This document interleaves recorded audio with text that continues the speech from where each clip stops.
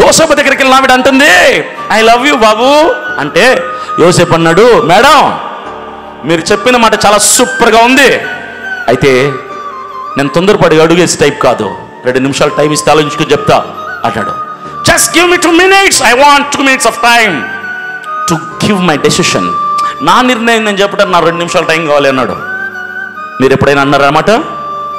మీ దగ్గరికి ఎవరైనా ఒకరు వచ్చి, ఒక స్త్రీ కానీ ఒక పురుషుడు కానీ అక్రమ సంబంధం అనే అవకాశం ఇస్తానంటే ఆలోచించుకుని చెబుతాను అని ఎవడైనా అంటారా? అనరు. ఎందుకో తెలుసా? మీరు అవకాశం కొరకు ఎదురు కాదు కదా, మీరే ఎదురు వెళ్తారు. అవకాశాలు దొరుకుతాయా? ఏ సంఘంలో దొరుకుతాయా ఈ అవకాశాలు? ఎవడి భర్త క్యాంప్కి వెళ్ళాడా, ఎవడి భర్త ఊరెళ్ళాడా, ఎవడి భర్త చచ్చిపోయాడా, ఎవడి భర్త వదిలేశాడా అని ఎదురు చూస్తూ ఉంటారు కొంతమంది ఎదవలో. ఎవరి కోసం? భర్తలు దూరంగా ఉన్న భార్యల కోసం. అంతకంటే భయంకరమైన పాపం ఇంకోటి లేదు ఈ ప్రపంచంలో. అంతకంటే భయంకరమైన పాపం. ఇప్పుడు అంటుంది, యోసేపు ఆ 2 నిమిషాలు టైం ఇస్తాను కానీ ఒకసారి నా మాట విను.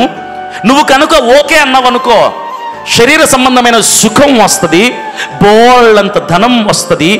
మా ఆయనతో మాట్లాడిన మా ఆయనకు నా మాట చాలా గౌరవం కాబట్టి మా ఆయనతో మాట్లాడి నీకు మంచి స్థానం ఇప్పిస్తాను, మంచి ప్రమోషన్ ఇప్పిస్తాను.